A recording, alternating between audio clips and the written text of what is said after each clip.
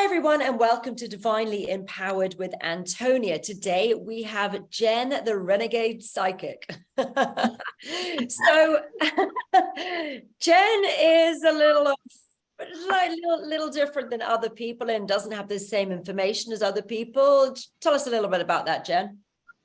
Well, I was never taught by any human at all on my capability. I was shown before I was even born to stay on the path of spirit only. And that has been my path. And that doesn't always have the same information as humans would like me to go along with that protocol of how I see things and when I need to say it, So I have an edge on me that's sometimes people find it too true and they don't want to be in that process of who knows what's going to happen or what she's going to say. But it's completely raw and insightful towards that direction and that subject. So that's just the way my path has been my whole life. So humans in the way wasn't the priority. It was the getting the message and doing the path that I needed to get across and get the information. And then they always told me at a young age, you will have swords and stones thrown at you, but I need you to stay clear on the path. We're behind you. And that was something that was always there. So I just stayed in that path consistently. But you really learn a lot when you start this at a very young age of trust right away. How old are you? The first sound I heard was in my mom's stomach, and the voice was like, you're going to choose to be here now. I was very upset because I was like, where I was such a great energy and remembrance of that you're just like, why did you take me out of this lovely light and this lovely energy and place me here? So I came out kind of like, now how do I get back? That's all I wanted to do, get back. So how do I get back? So you have to do the path. Way. I know, right? What to do though? Yeah, a lot. You're here to work. So it did start at a young age, and my mom could not contain me in our property or house. I was always running off, adventuring, looking for stuff. And that just drove her nuts that she could not keep me in one place. But the same thing was in the school too. They couldn't contain me. I was always doing my own thing, So that was hard for the teacher and the parent because my mom couldn't explain. I don't know what to tell you. I can't get her. So she says, whatever is leading you feels that has a bigger priority than your own parents and everybody around you, because I didn't care. I didn't care the repercussions either. I'm a bit like that. Yeah. Right. There's a drive inside that's different. Yeah, it's very difficult to manipulate me. I'm not very interested in manipulations and consequences. I just go and do what my heart or God or whatever it is tells me to do, which I feel is on the side of truth and justice. And right. And that's the thing. You just keep going. And so it's some people relate like it's like you're autistic and you keep going on your own path and you don't really care about what dimension you're in or what they want. I'm like, well, yeah, we don't. We care about what we're supposed to do. I've got this thing ingrained in me, which is the mission comes first. Like it's just so ingrained in my beingness that, whatever else is happening, whatever I'm suffering or however things aren't going my way in whatever time, place, situation, mission comes first. And, there's been a lot, I think anyone who's really on this journey and has been on it for a long time has had a lot of suffering. It's not blooming easy to do it and to be coming out the other side. It's not an easy thing really to know that God is boss and be working for source and nothing else. And that being the priority in life beyond physicality, family, everything else in this reality, in the 3D source and what they want me to do is the only thing that really matters, to be honest. It is. I actually sent you a picture of source. Ooh. Yeah, I saw some pictures you sent me a minute ago. Yeah. I haven't had a chance to look It's at a single picture, and it looks like he has a blue black background, and then you'll see his eyes and everything. But yeah, so they show me, and they're very angelic, as in the strength of them, and how tall they are, and how elusive they are, and how energy blows through them on everything. So, and that's the thing, is they look different. And so the first thing when I deal with any type of spiritual energy, I always get my mindset ready to identify it in the form that it is, not the form that I am in, but the form that it shows me. And I think a lot of people just want it to look like us, and it doesn't, not in any way. Put our own veils about what we're able to see. Right. And if you're seeing it through your lens of reality, then you're seeing it through your lens of reality. And if you can manage to lift that lens away, then you're going to get an entirely different vision. Yes, you do. And it's interesting what they show you. It's very interesting. And it stuff that you literally put a risk out there, going, they are really going to think I'm batshit crazy when I throw this at you. But then what happens is I've been on the crazy train forever. Right? And then when you draw it or put it out there, then you're waiting for it to show itself, and then it does, and you're just like blown away, like, whoa. And for the world to catch up. That's always been, I've been waiting for the world to catch up, because the things I've been, doing and saying for decades are just too in advance for people to really comprehend, and they always were. But this audience is much better, but it depends who you go. You get to get quite 3D people, then they're like, yeah, she's just on away. Right. And then the 5D people are like, damn, girl, that's right. You can really tell where people are on their journey, whether the words just sound completely loopy-loo, or they sound like inspiring and helpful and fun, and where we're the future. Yeah, and I'm very much about documenting it and seeing it come to pass. I'm all about tons of documentation, and it works for me, and I do see a lot of it. You and like to do that. There is a bravery side. Like, I know that this looks nuts. It feels nuts to me. It feels uncomfortable to me, but stuff it. I'm just going to put it out there. But there is a lot of bravery, because a lot of people will just be naysayers. But right. How else do you prove it? And how else do you, trust yourself and trust the God? Yeah, I know, it's crazy. And I went. It was really funny, because I went up to the Keys, which is a spiritual form of information, and there, it was like, I need to know, because someone was like, I think at this time was saying the Pleiades were not good energy, and like, no way, you're out of your mind. So I went up there, and they're like, Jenny, don't worry about that, you already know the answer to that. And then they go, I need you to look at Antarctica. I'm like, but I came up here for this information. I didn't come up for doing another assignment, and then they're like, I need you to look at this Ruby Lake. Oh, okay, sure. It's Ruby Lake. In Antarctica? No, I don't think so. And then I drew it. And then I had a lot of people, I said, I need to find this in this area. And I sent you those pictures of. You'd probably have you got them on your computer? I can do a screen share. You can pull it up on screen and show people if you like. Not on this computer. I thought I put it in your Instagram, but it's all over my Instagram, but yeah. But the thing is I did the drawing, and then I'm like, okay, I want to see the proof on this. And then I had a friend of mine, she goes, we found it. And it's not even that. She goes, it Ruby Lake, Ruby Mound. It's red as a ruby. And I said, you better take pictures now, because as soon as they find out we're digging in that area and looking on Google, they're going to take it down. And they did take part of it down, how red it was, and I got pictures on.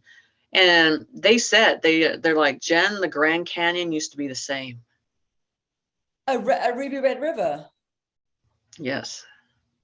I know they found things in the Grand Canyon, didn't they? They found like an underground civilization in these huge tunnels, and it had sort of Egyptian things and amazing stuff in there, like an explorer did, and they brought the Smithsonian in, and then Right, It was in like the early 1900s that and then it was suddenly like, oh no, it was in newspapers in early, I think it was 1902 or something like that. It was around then. And it was all the newspapers, and then suddenly it just vanished. And there was miles and miles and miles of beds and tunnels and jewelry and all Egyptian artifacts. I think it was Egyptian and Native American combined. It's absolutely amazing. Yeah. And that's the thing where it's even you giving the information out still shocks you. You're still in, oh my gosh, but that's that channel of information. And I do all kinds of artifacts for different corporations and looking for stuff where, and I do really good on that. And then so it wasn't hard to see it, but then to actually see it remote viewing for the people who are unfamiliar. So this would be a remote viewing. So we're going to talk about more of your remote viewing in a moment. Go on. So, and then what happened was, and then they go, now you remember the queen, you remember the crown, the ruby right here, right on her crown. I go, yes. He goes, and then look around and look for Ross Lake. And they showed me, and I was like, it's actually Rose. And then they put their name around everything they want to claim. So I went in that area, I was like, holy cow. And then there was the lake, and it streams from one to another. And so I was like, why are you showing me this? He goes, did you really think that everybody was after gold and silver? So I was like, wow. So, that's the thing, is just some of the stuff you just come up with. And now I got all these people wanting to know where this is at. And I'm like, you're not going to exactly be able to get into the area and start digging, so that's the thing about it. No, they'd have security there.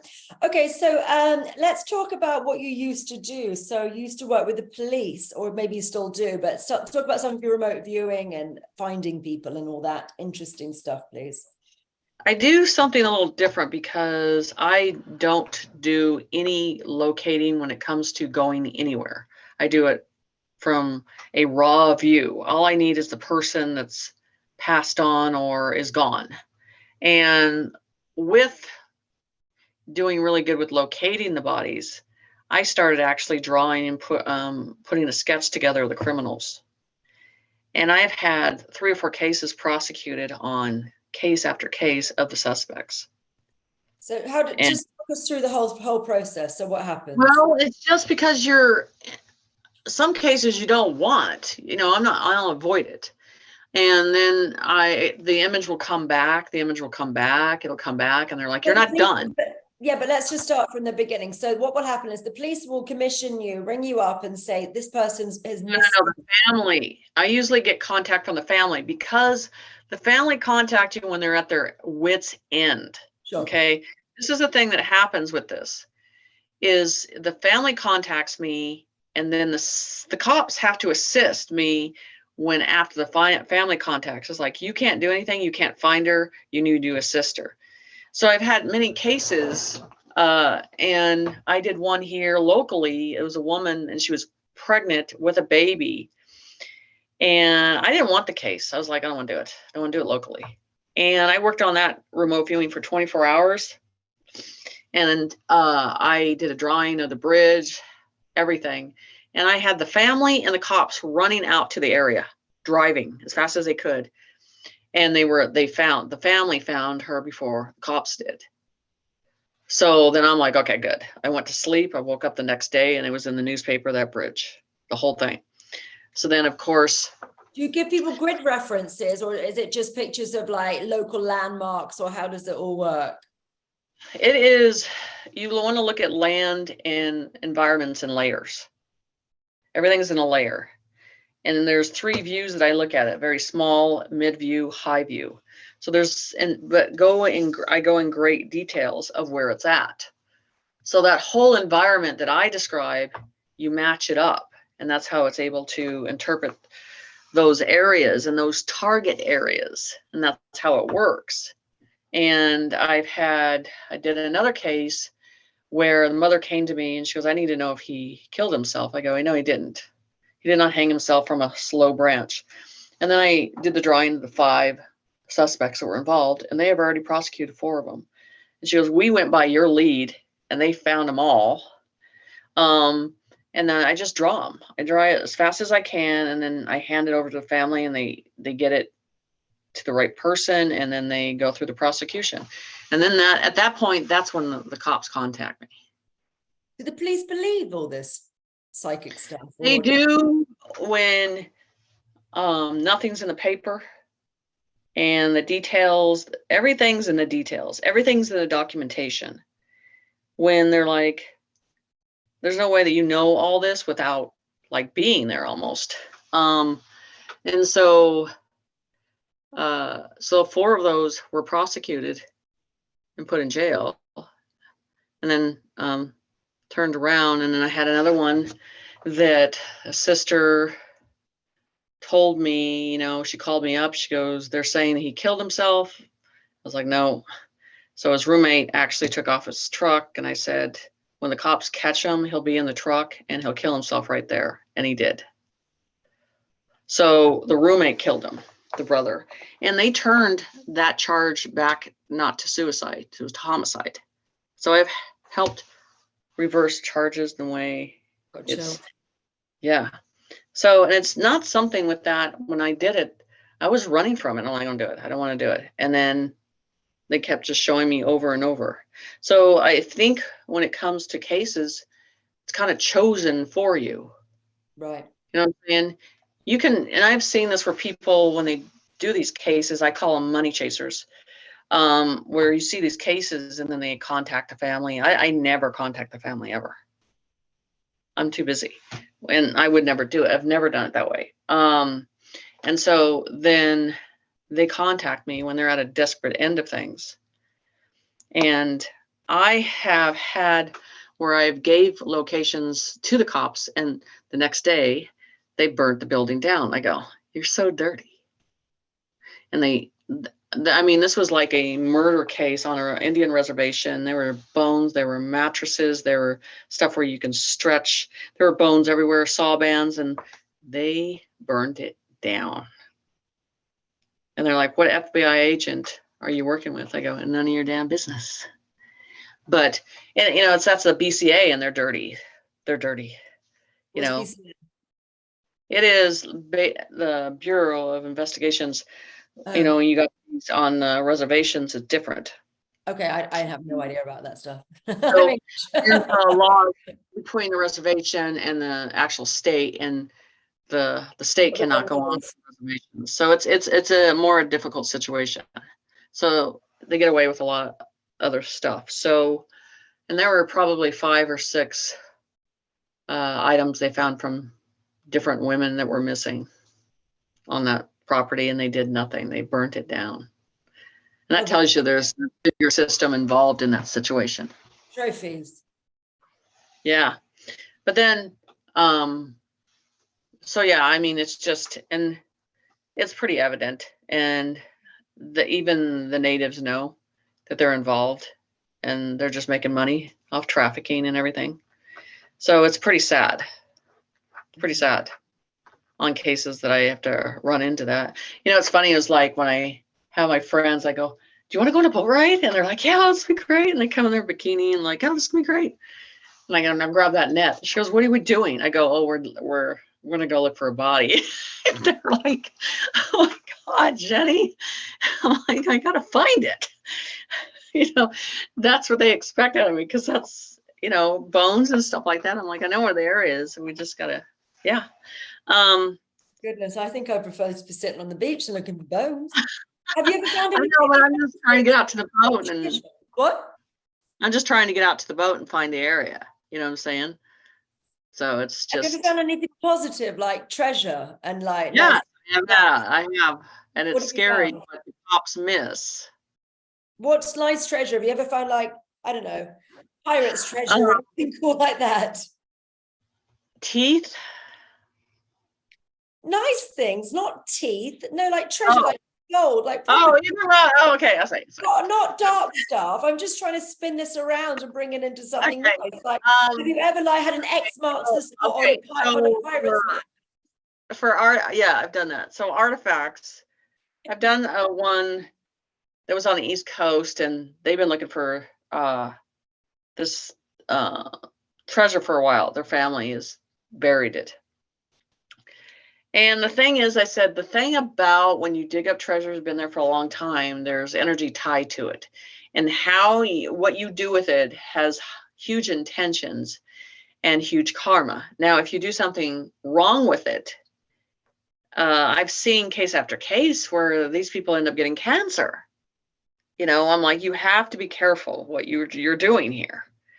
So this guy goes, I don't care, I'm gonna dig it up. I'm like, fine. And so they found the location of the coins and everything, and they got into that area and everything. And then 2 years later, he did die of cancer. So I just feel like, there's certain things that are actually, there's just to be given to the society and museums. You can't think that is yours to collect, because if you do, I think there's an energy along with that. And I warn them too, if it's like, you can't do this, you can't just go spin this or just think trade it in, because it's not going to work for you. So there's been a lot of things like that. And then, and I've talked to people that are really into the Egyptian items and stuff like that. And that is the biggest one that when I do locations, I'm like, you can't keep this at all. You will not live for 2 weeks after this. You can't, it's not yours to contain. It's not spiritually, you can't have it. You know what I'm saying? But it puts them in a different state. Like it's not even them. They're so addicted to having it or discovering it that they don't care. They don't care. It's scary on some things. Wow, that's wild.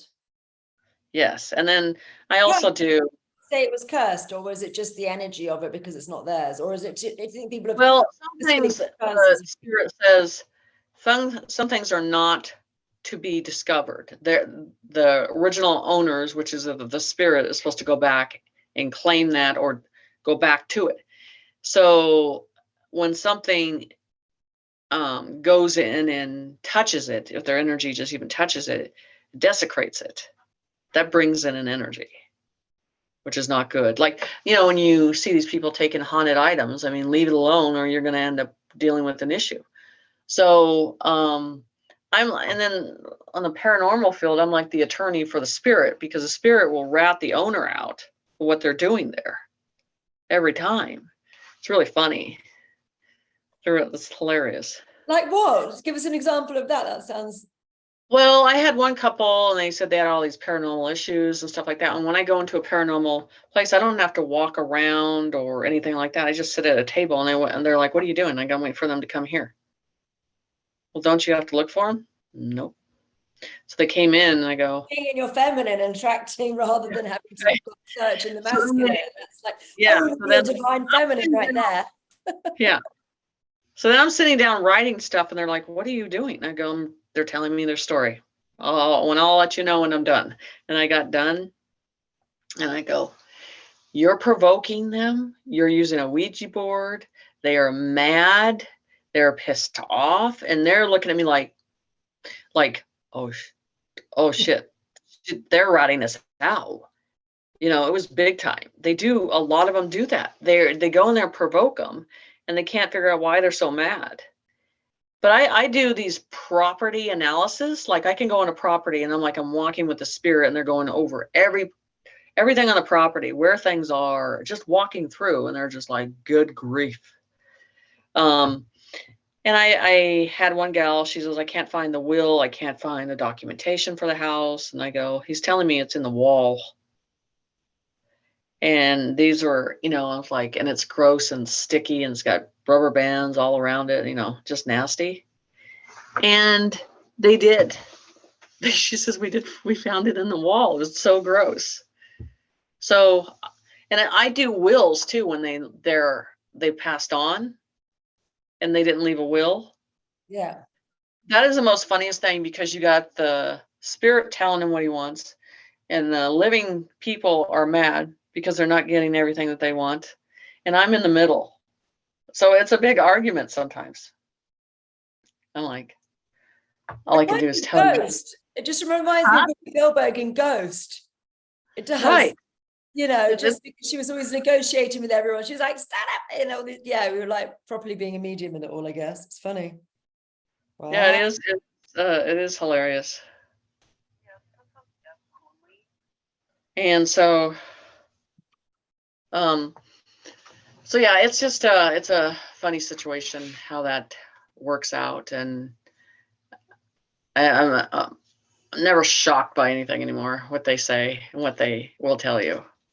And they, you know, and I noticed the spirits are very good. They want to talk to the past loved ones, and then the loved ones will turn it on to them and say, oh, do you know about her health issues and what she's not doing? And the humans do not like that to turn back onto them and go, I don't want to talk about that. And I go, but they do. So they, you know, they rat them out too, you know? So it's pretty funny sometimes of what they're doing. Or when I'm describing the environment they were just in and what they were doing and everything, that freaks them out. Yeah. The living. It does. So yeah, the thing that I love to do is the remote viewing. I love doing that because you're discovering new stuff all the time.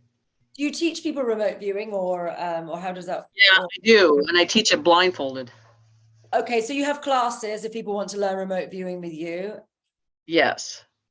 Yeah. So, and I go where you see a lot of remote viewers, and they give you that top layer of details. I'm like, no, we need to go deeper in. We need more details. So I focus on more of the details, not from a distance, as in if you're standing and you're seeing it from a distance. I'm like close up.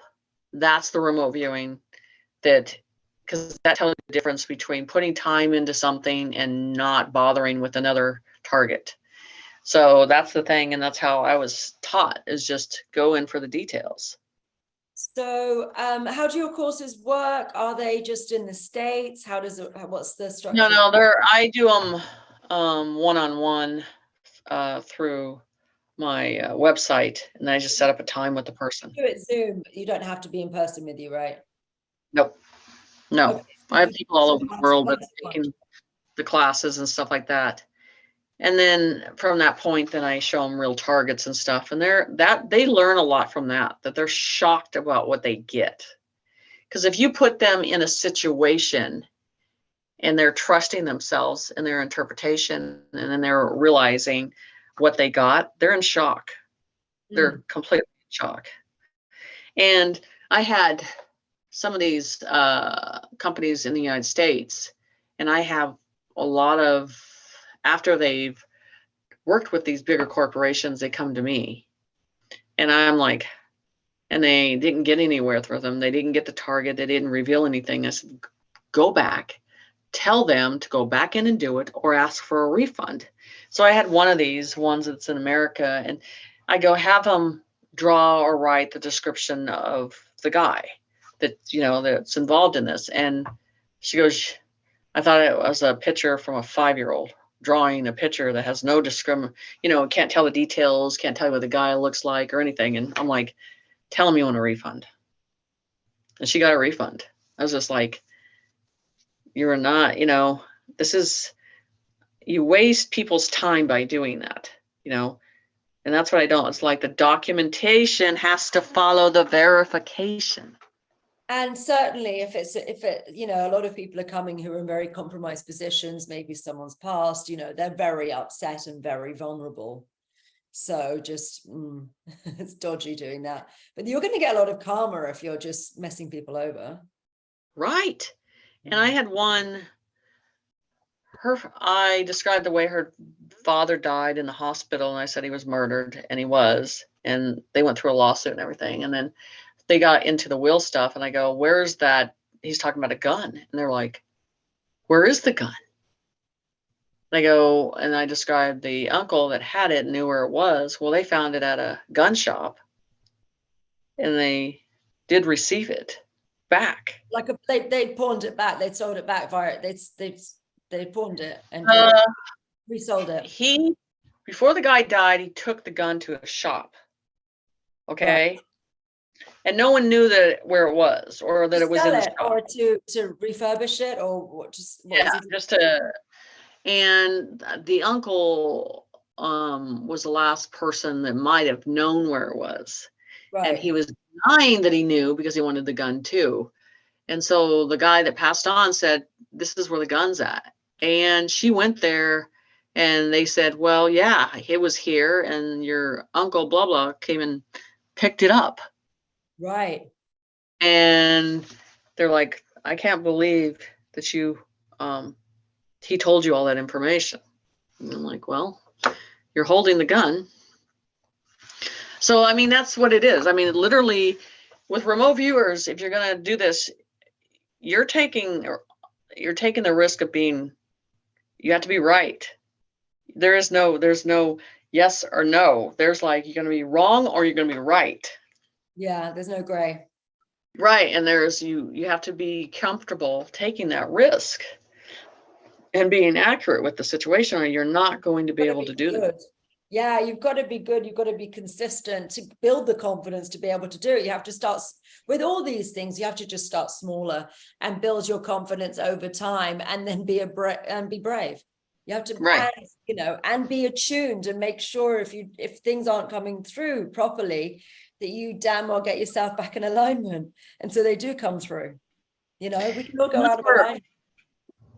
That's where I think the part of where I'm a seer, where I see through things, is a little different from just remote viewing, because I'm able to get in the details and I'm able to see through the bodies, what's in the body, what's in everything, and I just did a guy, his brothers died and they left a box, and I described where the box was and level it was and all that stuff too. And that's kind of stuff I do too.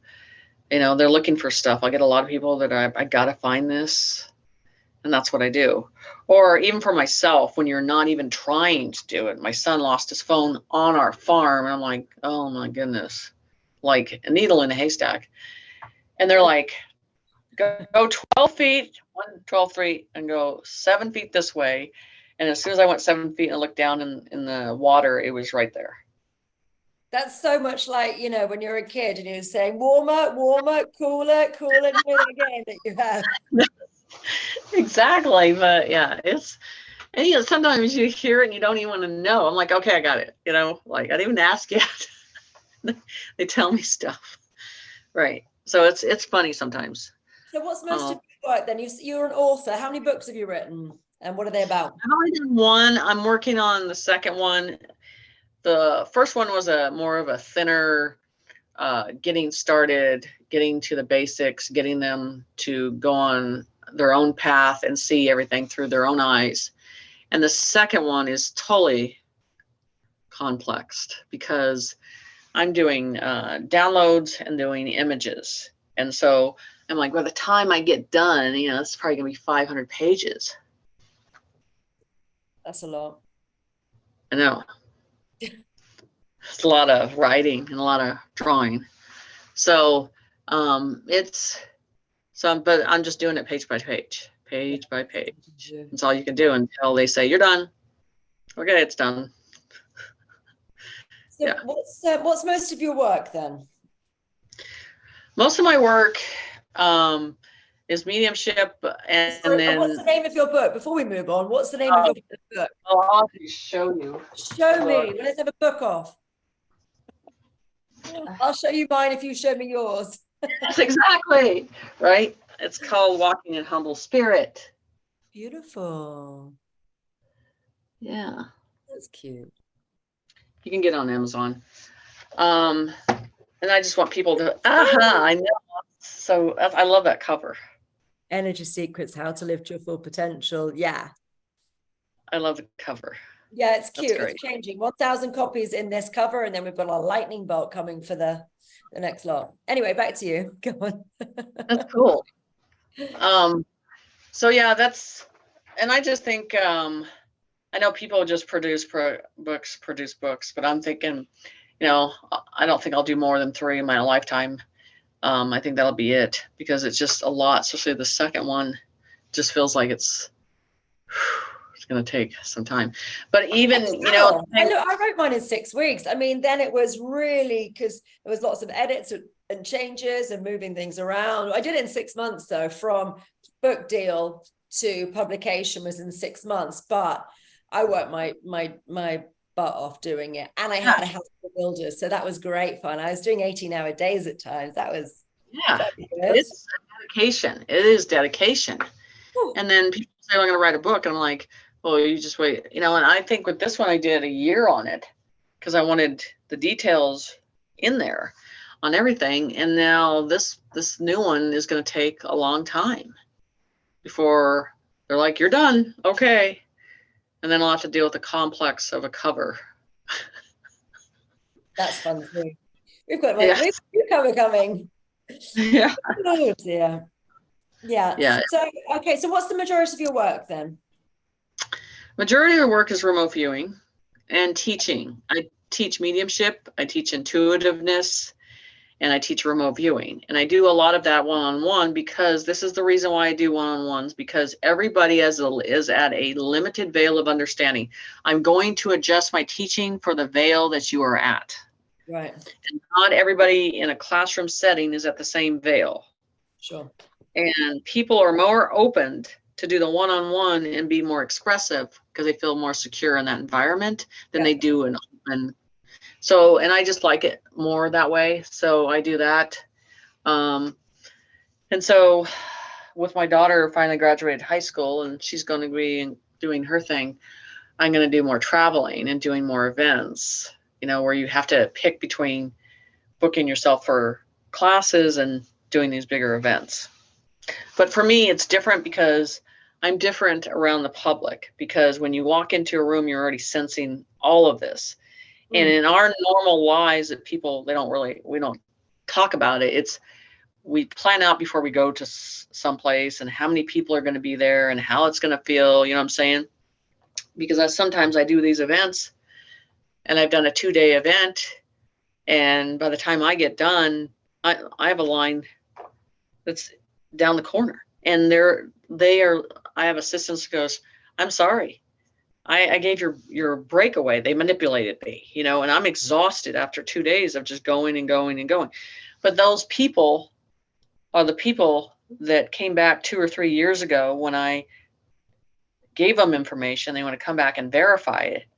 Right. And that's the whole thing. That tells you how accurate you are by those coming back and telling you and verifying the information that I gave them. So it's exhausting for me to do that, because when you're done, you don't even your brain is like, I'm done. I can't think. I can't process. And I've done a gallery where I did it for 5 hours straight and Spirit was like, you're done. Don't ask another question. You're not getting it. Only Spirit's taking care of you and like putting you to bed.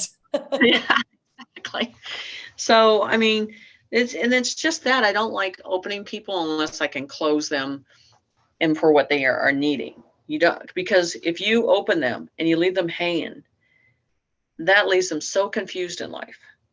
Yeah, that sucks. It's not right. So we have a responsibility of giving them the right information, leading them in the right path, and shutting that door properly. So it's a very important, because I get an overfill of mess ups and they come at me and I have to go through that and clean it up and send them in another direction. So I'm sure you run into that process. So it's part of what you run into. And so that stuff. I just don't think people are thorough enough, largely. And, or people don't have the right tools, or things are just slow. So I like to just get one and done with most of the stuff that I do. I expect it to be one and done. And if it's not, I need to keep working and get better skills. That's what it's meant to be. Yeah, and people will order like an hour reading, and I'm going, well, you better write down at least 15 questions. Sure. Like, that many? Like, yeah, like in 20 minutes. Like, boom, boom, boom, boom, boom. They're really fast on detail. And that's the whole situation. So like for mediumship, You can be fast. I think some people are attached to time, which is interesting. Like they think that they're paying you for the hour as opposed to paying you for the information. And I think that's quite an important distinction to make. Like that, I remember this story. Was it Picasso or someone? It was a very big artist. Right. And they asked him to just scribble something on a beer mat when he was out. And he went to charge them. I think it was like 15,000 or something. Just say that. Oh my gosh. I know, but then they said, maybe it's the money today's terms. They said, but that only took you 30 seconds to do. And it said, it took me 25 years to learn how to do that in 20 seconds. Right. So off, but there is that side of it. It's like the quality that you're paying for isn't necessarily related to how long it takes you to do it. If you can do it faster because you're adept at doing things really quickly, that just shows your skill set. I mean, I had the same as well. I know some big hairdressers, Christian Muscolo, who is Tony from Tony and Guy hairdresser's son. I grew up with him. I used to know him quite well. And when he cuts your hair, he doesn't. So most hairdressers, they line up your hair and make sure, and then they cut according to, but lining up. He just does snap, snap, snap, snap, snap. He can cut your hair in like a minute. It's done. And it's done frigging perfectly. He has grown up around hairdressers. He's done it his entire life. And it's really rough. He's pulling your hair in different directions and he does it. And it's the best haircut you've ever had. And it takes him less than a minute. And it's quite jarring. He is quite jarring when he's doing it, but damn, he can cut hair. And so it's that innate ability, which, and so that would be worth more than someone spending half an hour doing it because they don't have the expertise that he feels it. You can feel into it. Right. Exactly. And that's another thing that I do a lot of transitioning into the light, getting the family prepared and getting the one that's passing on prepared and checking in with behind. And when the transformation energy comes in and getting ready to take them. And that, if you embrace it in a different way, the heartache with it changes.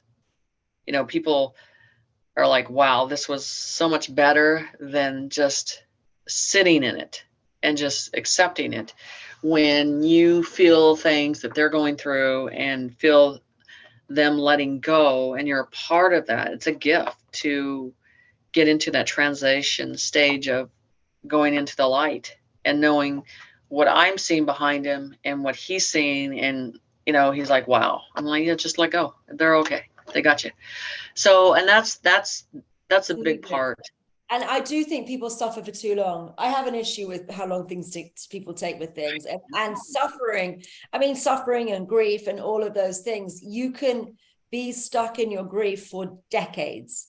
And you're living this life, which is just getting smaller and smaller and darker.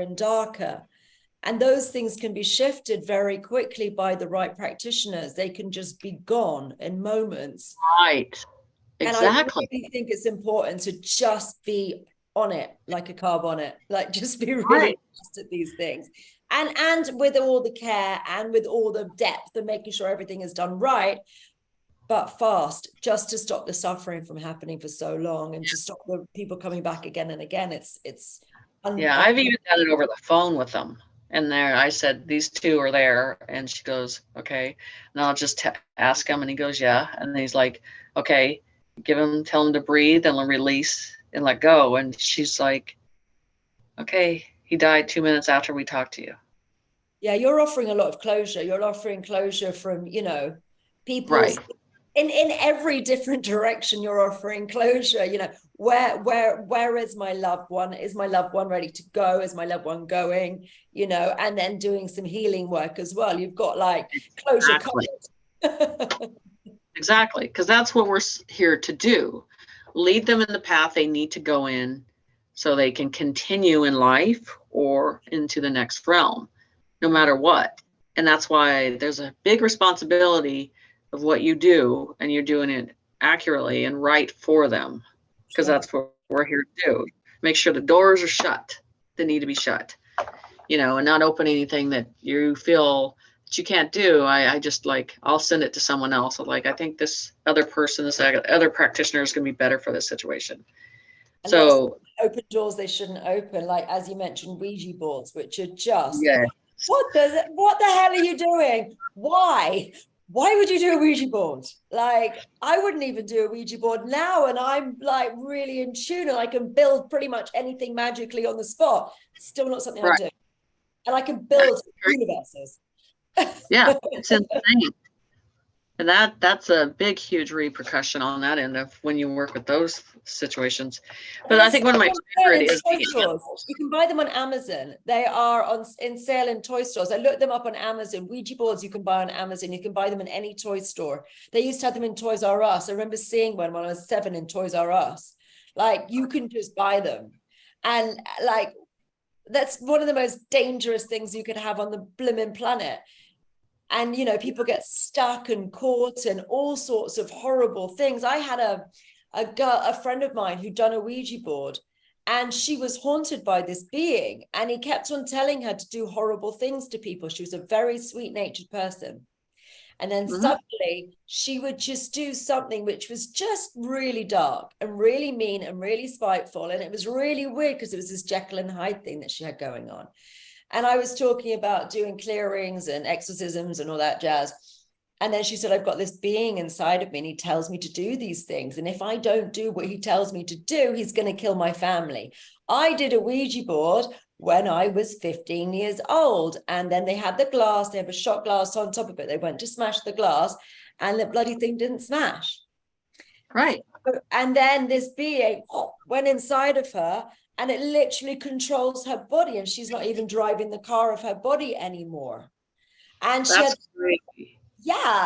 it was a really bad situation. So I ended up sort of managing to like go into her system and looking around, and it was like I was almost like a Super Mario, like going on these different levels into all these different rooms and having a look around at all these different beings around and demons and all sorts. So I cleared a load of them. And then I was like, I thought it was done. And she said, it's not done, it's still there. And then I said, I'm sure it's done. She came, I said, come back. And this is in a party, by the way. This was like, we were in Ibiza. This was not like a calm environment. We were in a party. Anyway, so I said, come back in 15 minutes. And then she said, it's not gone. And I looked into her system again and I saw this wall shimmer. And I said, oh, it's something behind that. I said, maybe it's behind there. And I pulled the wall down and I saw this being, this huge, great thing. It was like this humanoid thing with a snout nose and then like claws and then like little clawy things on there, but like scales. It was sort of Draco or some weird sort of thing with a snouty nose. Huge, massive thing. And I started, and I was like, right, Excalibur, and I pulled Excalibur and was being like really showy, but at the same time I threw some balls at his ankles because he was thinking, who the hell is this? Like, right, blah blah blah, pulling Excalibur. It was like Thundercats, if anyone remembers Thundercats, like Thundercats. And this, I was doing this Thundercats thing, but at the same time I'd thrown these balls, and the balls were actually the weapon. And then so I did sleight of hand, and he was looking at me going, "You stupid!" And at the same time, this like started going up, and then he started like the balls like smoke, and then he started melting like Wizard of Oz melting, like one of the witches. And then she said, I felt this thing bubble up. I bubbled through me. She goes, I can feel it going. It literally released out of her. She felt it bubbling and leaving her. And I bumped into her 6 months later and she went, thank you so much. You've changed my life. Like, she was possessed. Like, and now she was no longer doing those weird, nasty things that she was doing because she wasn't worried about her family dying. You know, so that's the sort of stuff that can happen when people do Ouija boards, and they're in the toy shops. Yeah, it's crazy. I can see, like when I'm do remote medical or something like that, but I can see those energies, and then you can usually get them out by a vibration, a tone, identification. There's all kinds of things, but you have to actually see them, because the whole thing that their weakness is to identify them. Once you identify them, that is the main thing they don't want. Right. And then once that identification comes in, then they're revealed, and then there's the challenge of it, and then how to identify and what we're supposed to do to get rid of it and how it needs to be eliminated. You mean that is wise or being wise when you say identify them? Do you mean identify on alien capability, demonic, any type of thing that should not be there? When you use the word from the soul out and you say, I identify, everything that is negative will lose their composure because they don't know what you're seeing, but they have an indication that you can see them. And then you seem to see they'll drift off or they'll step back because they're not sure what you can see. Right. But then you have someone like me that they know that I can see them. It's a powerful word because it means a lot in one word. Because it's interesting from Hollywood stuff, and there's always nuggets of truth in these things, but they say about knowing a demon's name, and then you have to throw over it. Like there's a whole thing about knowing their names because it means in some way that you can, then they become subservient to you in some way, or they have to do your will or bidding in some way. So I have books on that, and the first thing I ask when people are going through this is, have you heard a name? And then I'll do the research up on the name and what they're doing and what what people have seen in the past of what they do. So you take the knowledge and you apply that before you challenge them. Yeah. And I had one at a house. Research this, Google, or do you have special books on this? You can't Google anything. They don't put anything. I have to go to, I get a lot of books from the UK because you can't get the books in the United States. You know what I'm saying? UK is one, I'm saying. And so I have a lot of books, and then I do the research up on the name, or if I have to go to the library, but I find it. And then I can identify it. And then it's funny, when I can draw it, it brings the power to me. And knowing that this is the target, like I do with everything else, and then this information comes on how to eliminate that or how to get rid of it. So just that's what I'm saying with being a seer, you see through. That's what people understand. There's mediumship, there's remote viewing, but I can see through stuff. It's solid. It'll show me the image, how things are inside of it and what it looks like. So it doesn't really. And that's just the way my site has always developed into. So I said, we don't have to talk a lot. We're perceiving, taking in information, not by saying anything. So, okay, so I've got a specific question. I don't want to go on too long because I do try to keep the videos around an hour, but I will get you back because you're blooming fascinating. If anyone has any questions, put them below. So Alexa, who's one of my psychic friends, has just said that I'm a Seraphin, which is like a higher level angel. Any truth in that? So this is the thing when you do that, your higher self, just say, is a diamond above. And there are 20 reflections of you at different times in different dimensions. So when people say, well, I traveled last night, and then sometimes I'm like, sometimes you're not understanding that connection goes to your higher self. And that other particle of you is going through several things at one time. So then you have that memory of that. But then you realize if you look at that, you go in depth into the tail of it, there's things that you remember about it. There's details that you remember about. So I would tell you the first thing I would be doing is, okay, that's the image I need to see. And I need to go in and remember what I know about this. Right. You know what I'm saying? That is the most important thing. And then you'll be surprised of what you can remember about it. And that's why everything's in the details. People can tell you, you were a monster before and you were blue. That doesn't mean anything until you get to the details of everything. And then you match that up. So I feel, like I told you, I think the angels were all they're these incredible large warriors. And I mean large. But you're not a energy of weakness at all. So in that, in that level, that would be a strong level for you. And I feel that would be accurate, but I would definitely go after the details of, because when I see that behind a person, I look at the details of what they look like and their facial features and what they carry and what language or what perception they have, all that stuff. So you want to, when the people tell you that, say, okay, what do you see behind me? Right. What do you see in the details? What do you see I did? You know what I'm saying? Because it's actually you yourself can reflect and get that. I was so flabbergasted by that notion. I didn't even know what to say. I was like, really? I'm just trying to check it. I don't know. I'm still not sure. For my own self-discovery, when I did a reflection, when I formed those keys, and then they showed me, they're like, Jenny, you used to be up here. And then I looked down and I saw all these beings wearing these gold sandals, which were massive. I'm like, God, why are the feet so huge? And then they said, look down at your feet. And I looked down at my feet and I saw my feet at like the age of 5, you know, and they're like, you used to be here all the time.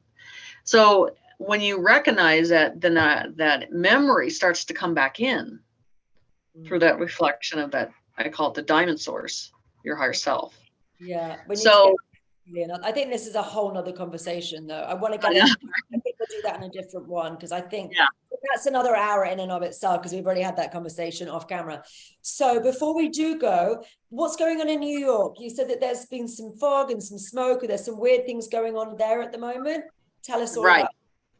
So I've been telling people on my YouTube and for almost 2.5 years that there will be a fog that comes to Earth. And that fog, the negative cannot breathe in it, and the positive will stand strong in it. So that fog you're seeing in New York is not from smoke. That fog is a presence of a spiritual energy that's being presented in that area, because I always said that the East Coast would be the first city to see the example. Okay, so it's not the fog that you need to pay attention to. It's what's happening at 2 or 3 in the morning, how things are disappearing, or people are disappearing, or people, all of a sudden there's all these bodies laying in the street and all of a sudden they're just gone. So because I talk about organic systems, I talk about clones, these are, people got to understand they're not human. And on that lightly, but just be careful with language for YouTube. But yeah, just touch on that lightly. Yeah, just so basically you need to be well aware of paying attention beyond the fog and what's going on. Don't get distracted with just the fog.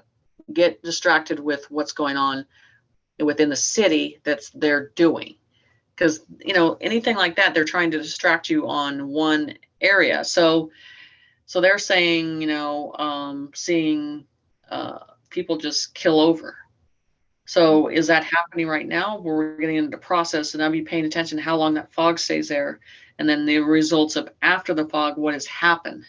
Because you always see the results at the end, and that will not be the first time you see these type of fogs. They may not be that color, but there's going to be another presence of this fog. And what is the fog? Is it man-made, or it comes from a higher dimension of energy that they showed me, because they're like, no human has seen this type of fog ever on this planet, you know. And but they also said when the fog is done, like a storm coming in, and as it leaves, the quietness will be reinstated, you know, like this calmness will come in after that is gone. The people go, because apparently, you know, a lot of psychics have been saying for a while that they think that people are like the non-player character NPCs and all the organic and all those. Do you think all of it? I mean, half the population left on the planet? Some people say that half the people here aren't actually real humans. Is that? No, they're not at all. And they told me 35% are humans. Wow. Yeah. So, and that's hard to even understand, but I do all these predictions all over the world, and you can look at them on Instagram where they're accurate on that stuff, like these earthquakes in California. You know, people think when I did they're like, no, I said these are going to be consistent for 3 years. They're not going away. Right. They're going to completely. So I did the land, like they showed me the levels of the land of how it was going to deteriorate and how it looks. And that that it would be like a Grand Canyon when that completely happens, the big fault, and it's going to be like a divide that you're going to see, and water coming in, and anything that's on, I think it's from LA all the way up to San Francisco, it's going to be gone right on the coast, and that the mountain, Yes. And that right on the coast, which is all those houses, all that's going to just go into the ocean. And then they showed me the mountains will be sliding in because they showed me the foundation of how those levels are. And there's not much underneath there that supports that anymore. That's what they don't understand. So, and that's and I am, like I said, documentation follows the verification. So I've already, parts of it have been verified. And now I just move on to the next phase of it. There's phases of predictions, and that's what California is. But they told me that, in 5 to 6 years, it's not going to be a land where people are living anymore because there's going to be cities above it. Because the climate over there is cities. So the cities above it, and that because of that climate is perfect for those atmospheres for those beings to stay in that atmosphere. Oh, not for humans. Mm-mm. Are we human or are we ETs, or what's going on with us? Well, I mean, I'm not human. There's no way. Not the stuff that the 95% of people are humans. Do they know that they're not humans? And I think they do. I honestly do. There's just there's a knowing inside that you're like, none of this makes sense to you, and it doesn't make sense to you from the get-go. Okay, so but the thing is, right, when you're saying only 35% are humans, I'm just trying to break this down because it's just twisted my melon somewhat. So are the ones who are not humans, are they the ones who are the non-player characters?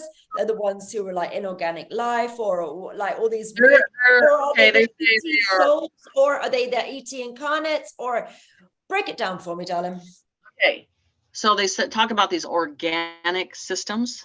They say when the clone facilities are down, you're going to know, because you're going to see so many patch jobs on these clones that you're like, and they showed me a smell. They're like, they literally smell like lettuce when they start to rot, and they have a stink with them, and there's no recognition in the soul.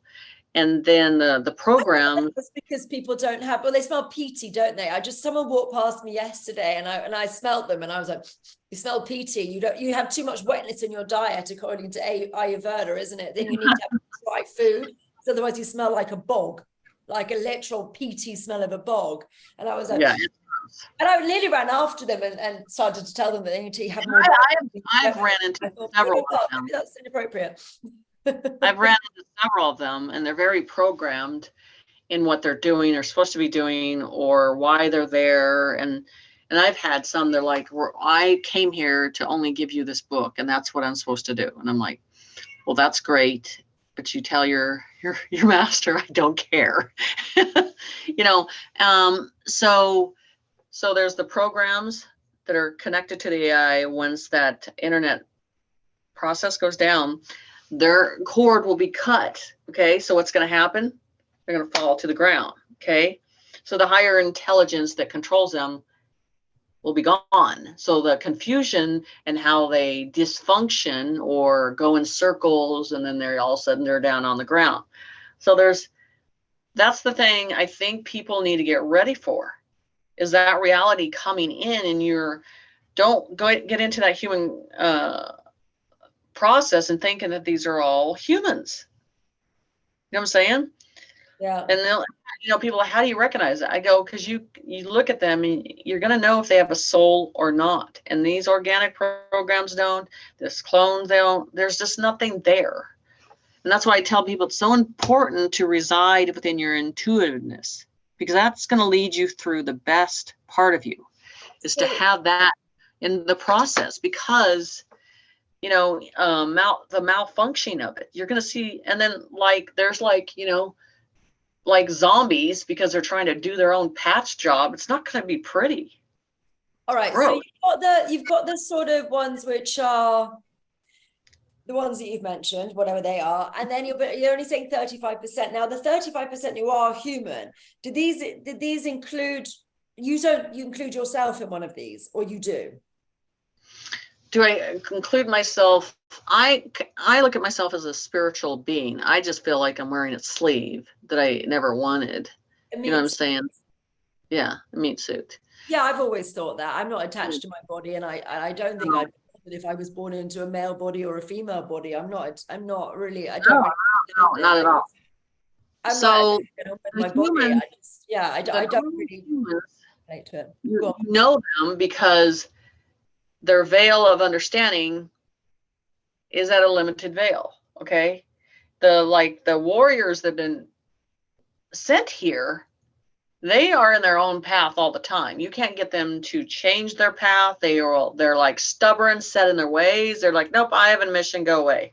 So you have those that are here as the guardians. Wow. And they're, yeah.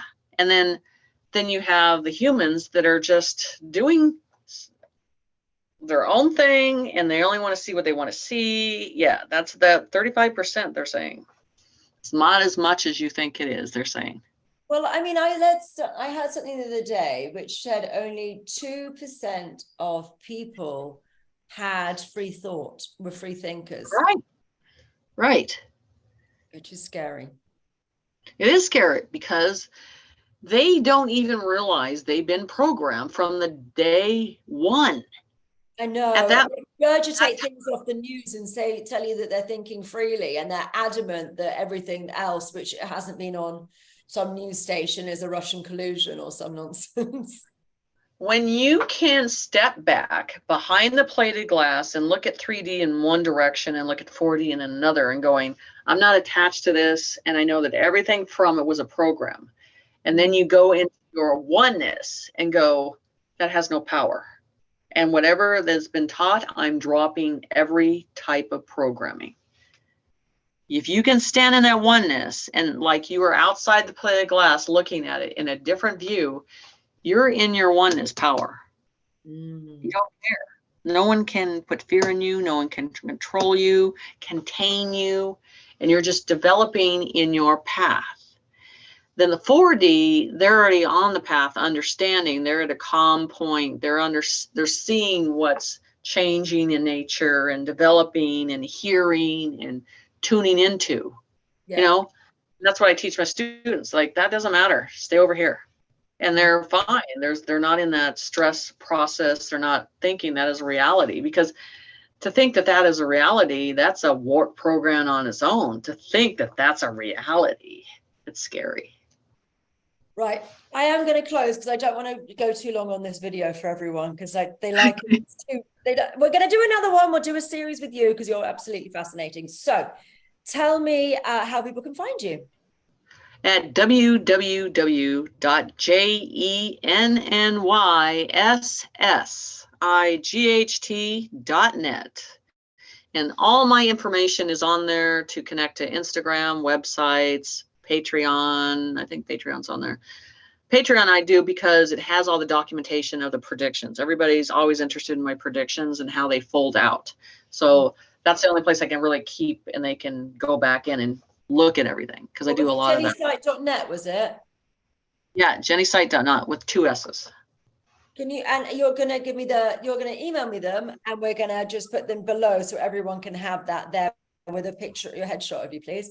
All right. So, and what have you got upcoming so people can book in for you to be learning the remote viewing and psychic ability? Well, right now, I got, classes open for remote viewing and mediumship, and I'm setting up with Kelly Wagner, who owns the Edge Life magazine. We're doing an event in Sedona. It's a VIP event.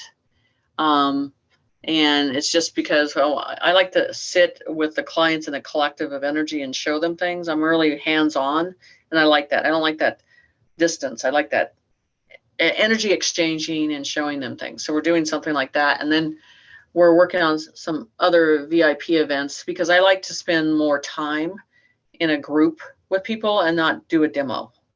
Right. I'm all about one-on-one and sharing, expressing, and answering questions. So we're getting those set up, and I'm working on those dates in the next 2 weeks with those two.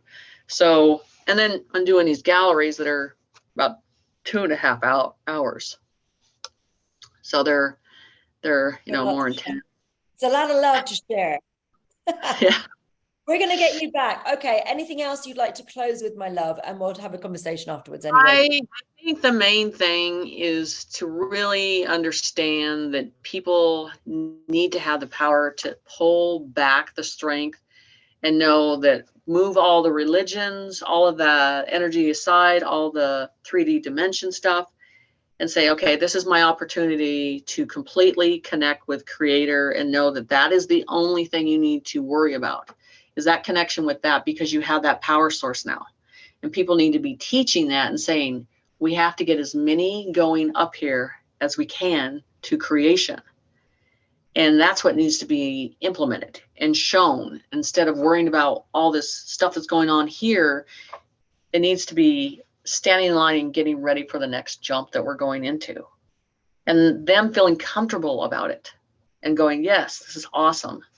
Because I think this event, what's happening in our world, like I told people, it's going to bring you to your knees and make you humble of witnessing this and this time. It's going to be, wow, we're here. We're here to witness this and go through this process. So you think the light's winning? Across the board. And and the thing is, I know everybody's excited about getting these big payments and everybody getting money, but I'm not actually worried about that. I'm like, I want to get to the next phase. Let's get past the money and get into the energy. What's the next phase that we need to get into? And no one's talking about the next phase after that. And that's what I did. Superpowers. I'm down for all the cities. Right. I'm able to teleport and fly, man. That's what I'm looking for. All the technology, everything advancedly changing. Doing it internally, awakening our God abilities to be able to fly and to be able to teleport. I'm down for that. And yeah, that's what I want. Energy. Money, it ain't gonna suffice me. The energy will. And evolving and changing in that will. Service is what feels good in your heart. Yeah. We're addicted to it. It's the best thing to be addicted to. I know. But yeah, that's the way it feels. And it's just driven in me forever. And it always has been. It's just like, what do I have to get back to that energy for where I came from? Mm-hmm. Again. Scratching to get back since you were in utero. Yes. Why am I here? Wasn't happy.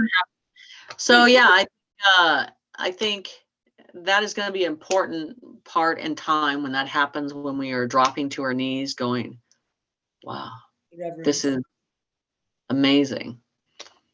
Amazing. Well, you've been amazing. Thank you so much, Jenny Sight. So your Instagram is what, my love? Jenny Sight again. You can go on to my website and it's links to everything. Okay, so it's Jenny's with an S site.net, and it will be in the links below. And yeah, then you will be able to find her. And if you want, book her. And also, if you have any questions for the next time I interview the lovely Jenny, just put them below and I will answer as many as I can, or again in my Telegram. So wherever you want to put it, somewhere I can find it. And I look forward to interviewing again. And thank you everyone for joining me. Thank you, everybody. Bye bye. Where's my stop button? And go. Stop.